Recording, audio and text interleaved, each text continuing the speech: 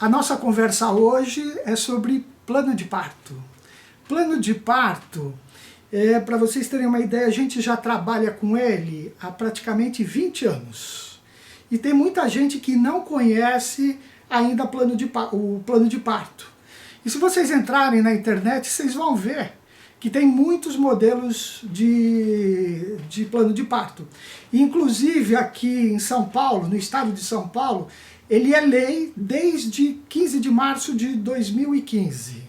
Então as maternidades do estado de São Paulo têm que conhecer, têm que orientar e têm que receber o plano de parto de todas as gestantes e parturientes que chegam à maternidade. Isso no estado de São Paulo já é lei desde 2015. Tá? E quando a gente pensa em plano de parto, a gente tem que pensar em algumas coisas. Primeiro, autonomia. Uma das coisas mais importantes que um casal tem que ter, que a mulher tem que ter durante a gravidez, é direito à autonomia. Em relação ao médico, a gente tem que pensar que os preceitos que regem, principalmente a parte médica, mas eu vou dizer que também para enfermeira obstétrica e obstetriz, é a beneficência. Né? Beneficência quer dizer só tudo que a gente fizer tem que levar o bem daquele que está sendo assistido pelo profissional de saúde. E uma outra questão é a não maleficência. O que quer dizer isso?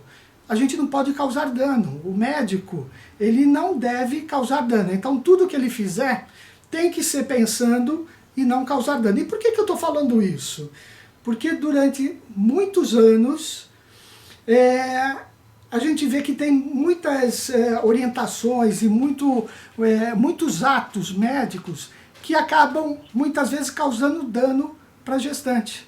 Por isso que aqui no Brasil, principalmente, muitas mulheres pensam em não ter o parto normal, porque não gostam das intervenções, e não deve gostar mesmo. Tá? E o que é esse plano de parto? Eu diria assim, ele é uma forma de comunicação. Muitas vezes vocês vão ver na internet que ele vem por escrito, mas não necessariamente ele precisa ser escrito. Eu digo quando você tem uma relação com a equipe, muitas vezes você vai verbalizando isso, a equipe vai verbalizando, você pode formalizar isso num papel, mas isso eu não vou chamar de um documento, ele não tem um valor de contrato, é isso que eu quero dizer, mas ele é uma forma de comunicação. E muitas vezes, se você vai ter o seu bebê com uma equipe que não te conhece, não dá tempo de você ficar conversando tudo o que você quer e o que você não quer. Então aí a orientação é você, durante o pré-natal, com o seu pré-natalista, desenvolver esse, não vou chamar de documento, mas colocar no papel tudo o que você quer durante o trabalho de parto, no parto e logo depois do parto. Isso é bem interessante. Eu vou citar, nós vamos pegar um modelo aqui da internet, por exemplo, e eu vou citar algumas coisas que a gente fala que poderia ser feito ou não deve ser feito, ou deve ser recusado pela gestante determinado tipo de intervenção. Nós vamos citar cada um deles. Uma coisa importante que a gente tem que levar em consideração também quando a gente desenha um plano de parto é se essa gestação é de alto risco ou de baixo risco.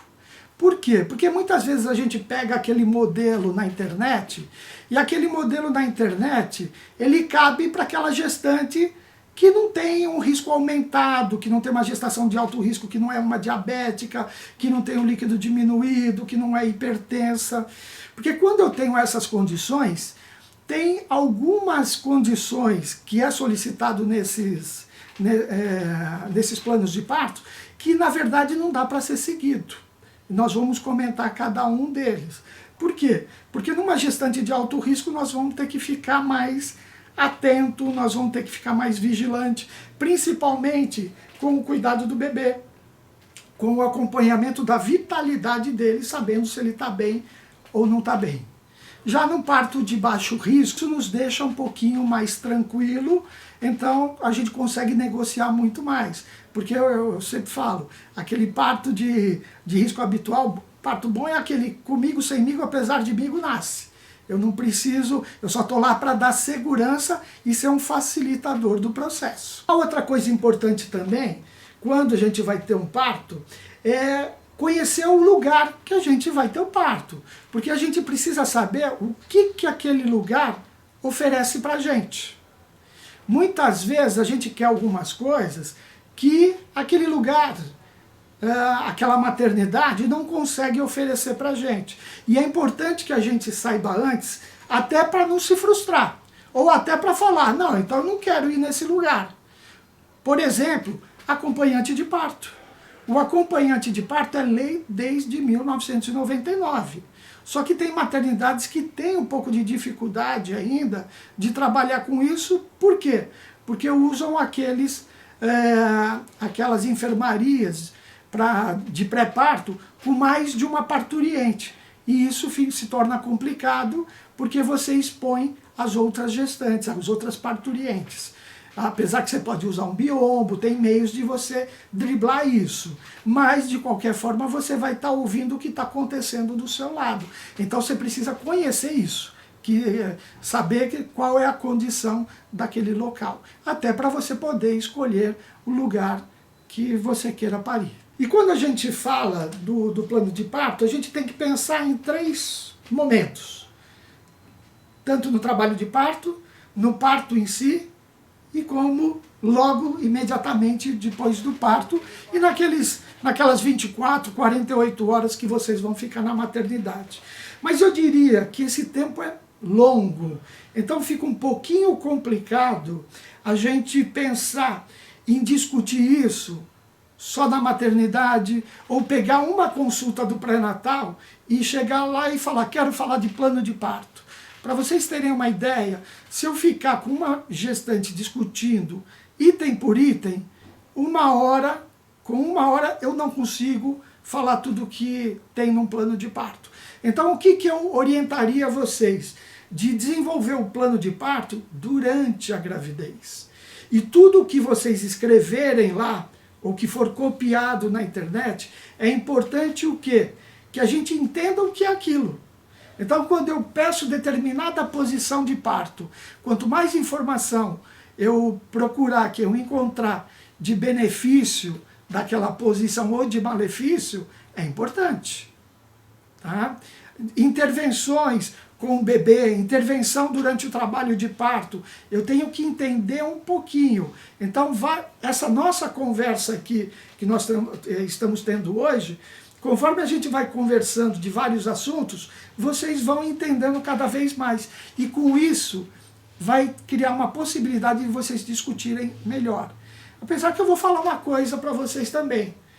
Tem muita gente na assistência ao parto que não conhece muito e não tem, não consegue discutir muita coisa do plano de parto. Então esse é um aprendizado que não é só para os casais, não é só para a gestante, é para a equipe de saúde, é para a enfermeira obstétrica, é para a obstetriz, é para o médico. E não é só o médico obstetra, o médico neonatologista, o anestesiologista. Então é uma equipe multiprofissional que tem que saber desses conceitos de direito à escolha, direito à autonomia do casal e principalmente da gestante. Quando eu falo principalmente da gestante, é porque muitas vezes o companheiro não quer determinada situação, mas a parturiente, a gestante quer aquela situação. Então isso é importante que seja negociado entre o casal e o profissional de saúde. Para quê? Porque eu acho que uma das coisas mais importantes que deve ter é uma relação de confiança. Uma relação de confiança da equipe de saúde e uma relação de confiança com o casal. E a confiança que eu digo tem que ser mútua. O casal confiar na equipe e essa equipe também confiar no casal. Confiar no sentido até do discernimento, de a gente estar com, vamos dizer assim, as cartas na mesa. A gente colocar realmente o que a gente quer, o que é o desejo, porque muitas vezes, numa situação mais complicada de estresse, pode ter algum desequilíbrio aí. E isso pode não ser interessante para a relação de todos, e até mais, para o bem-estar do bebê e para o bem-estar da mãe e do pai. Então é importante que essa relação seja de confiança, seja de diálogo, tá? Seja uma coisa aberta e mostrar o que é possível e o que não é possível durante o trabalho de parto. Mas eu só queria até colocar uma coisa importante. Esses planos de parto que estão na internet, alguns estão há mais de 20 anos. E é interessante que lá está escrito coisas que há 20 anos ele era muito importante, mas hoje ele não é tão importante. Por quê? Porque ele já foi enraizado no conceito da assistência humanizada. Então nós vamos ver algumas orientações que hoje, por exemplo, o enteroclisma, a tricotomia, que é a raspagem dos pelos pubianos, que ainda existe, mas eu vou dizer que hoje a gente está mais tranquilo em discutir essas coisas. E uma coisa interessante que eu queria falar para vocês, que tudo que a gente fala aqui não é baseado no que a gente só acredita, mas são nas diretrizes de assistência ao parto. Então existe uma diretriz do Ministério da Saúde que foi publicada em 2016, 2017. Então é diretrizes de assistência ao parto normal. É interessante que vocês, só que é assim, é grosso, tá? 384 páginas, mais ou menos 390 páginas, tem essas diretrizes. Mas é importante por quê?